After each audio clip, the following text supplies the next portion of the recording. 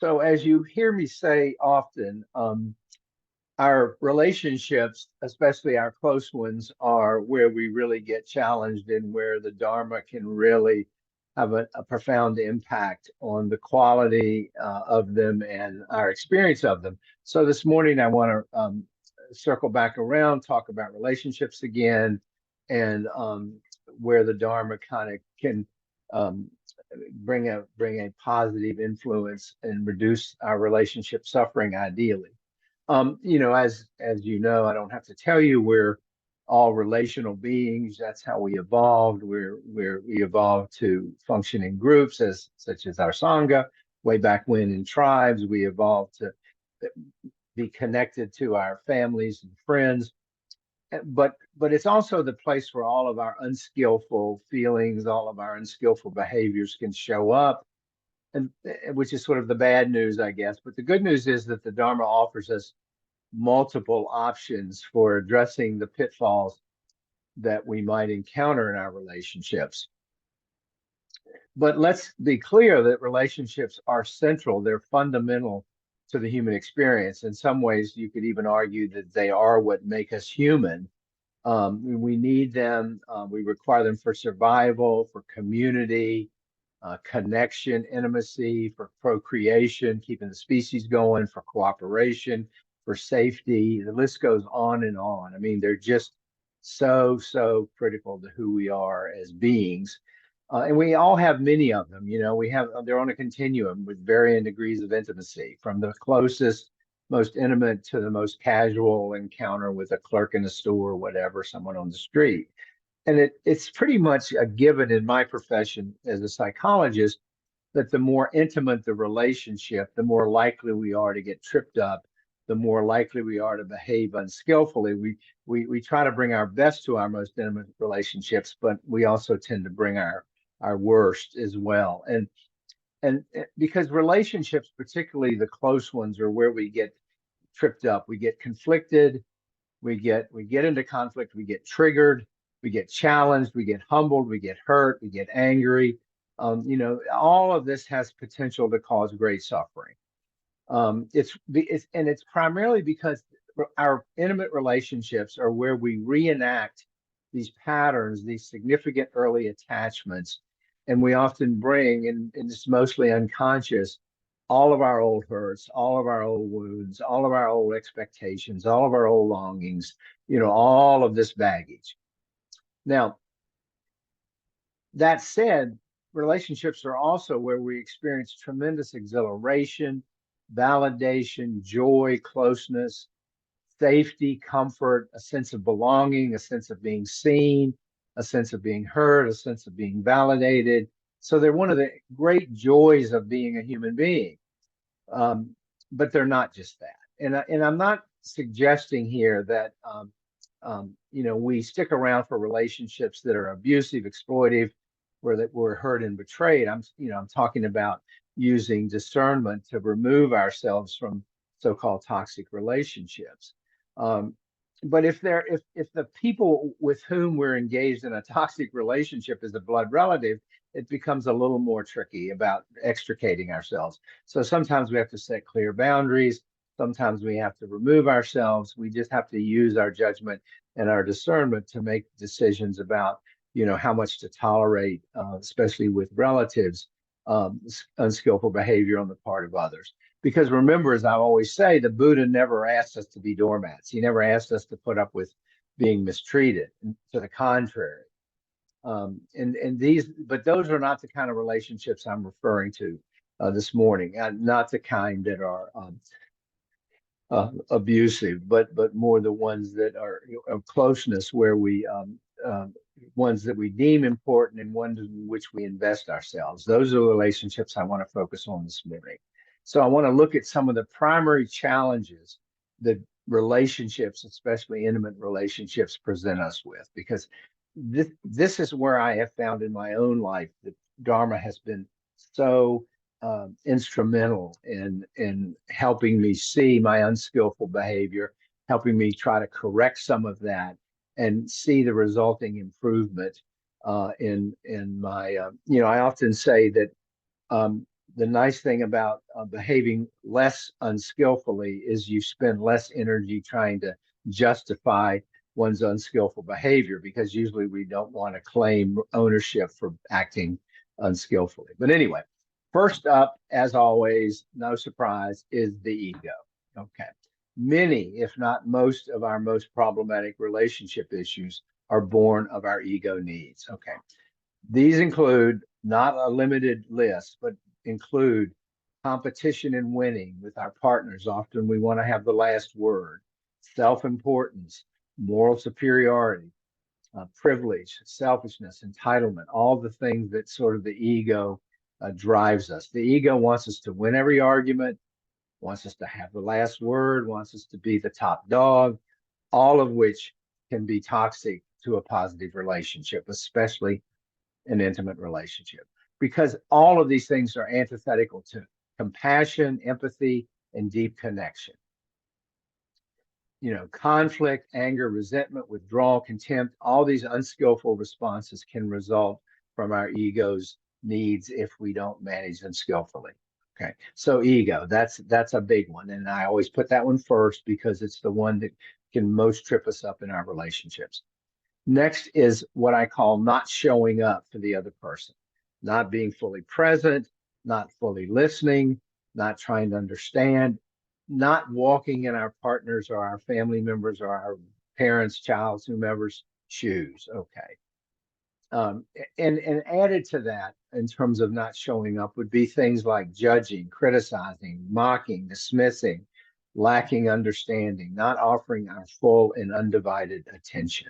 There's vast studies on how that can be so detrimental to a relationship. And this absence, this not showing up, often manifests as not being present for the difficulties and challenges as they arise.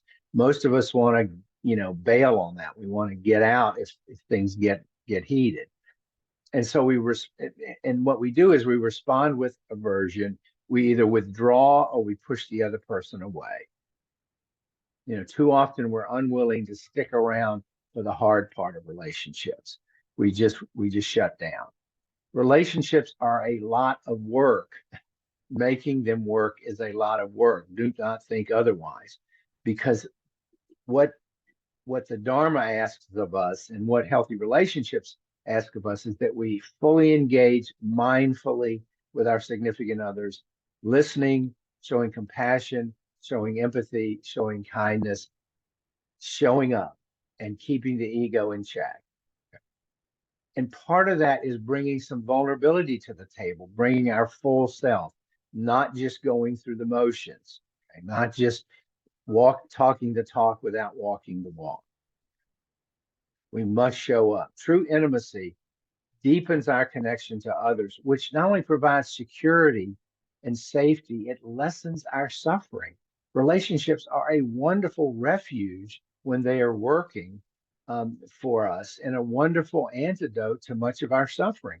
They are a refuge from the challenges of life, and I think when they're working is one of the great joys of being human. So that's showing up. The third challenge in relationships is back to the Four Noble Truths, is what I call relational grasping and clinging.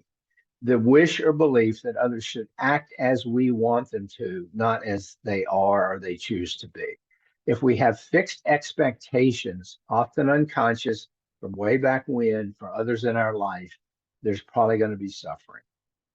Because unconsciously, this is where we revisit those old patterns of feeling rejected, feeling not seen, feeling not heard, misunderstood, devalued, all of which we bring in terms of expectations and impose them on those in our lives. And it's a huge source of suffering in our relationships. And that's true whether it's an intimate relationship or a casual one. I mean, it's just a source of tremendous suffering. And it usually means both parties suffer. Because if I expect you to act a certain way and you don't, then I get an attitude with you, or I get snarky with you, and then you get defensive, and now we're both suffering. This type of relationship issue is an equal opportunity source of suffering. Everybody suffers, and it puts a tremendous strain on the relationship. often resulting, and I've seen this in my professional life with others a lot, withdrawal and avoidance by one or both parties is usually what happens.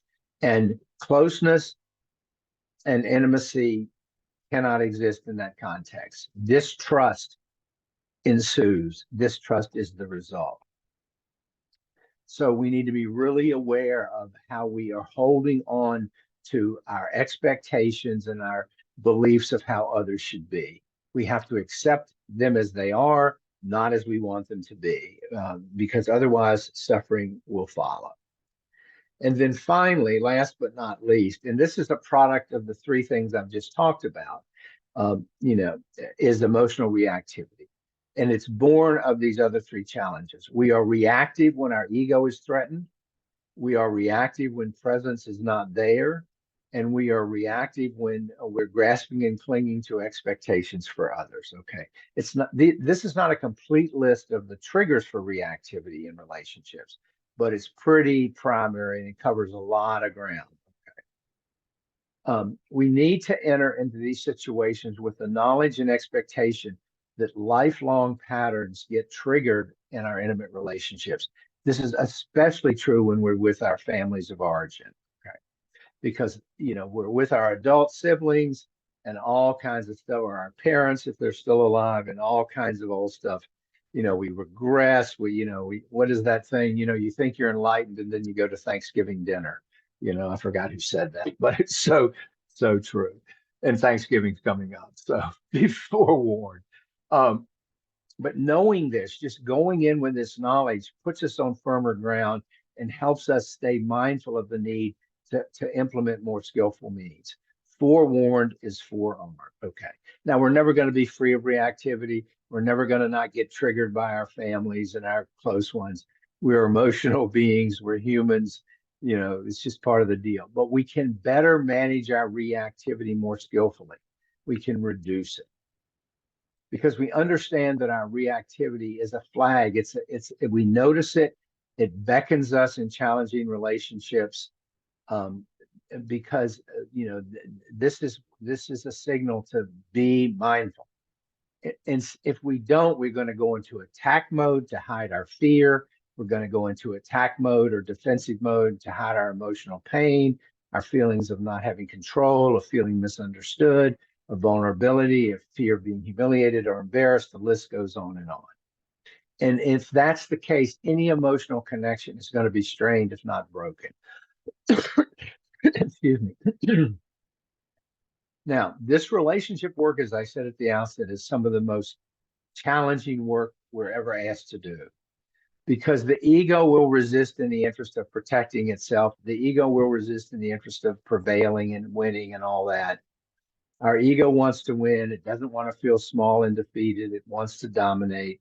So we set this an intention to cultivate this ability to put ourselves in others' shoes, to see their suffering with empathy. We acknowledge their point of view. We respect their point of view. We unhook from the ego's self-interest as best we can. We give up the need to win, to be correct, to be superior. All that does is distort the reality of the situation and alienates the other person. And then we seek to interact from a position of vulnerability. And that's scary. I'm telling you, it's risky, to be vulnerable, to put ourselves out there. It's hard, it's scary, but it's so powerful because typically it will get reciprocated, and that is the foundation for a deep and meaningful connection.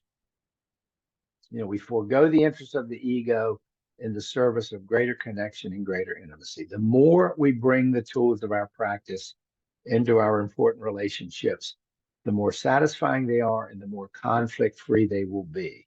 And I can tell you, when I'm able to do any of this, it has made a profound difference in terms of my important relationships.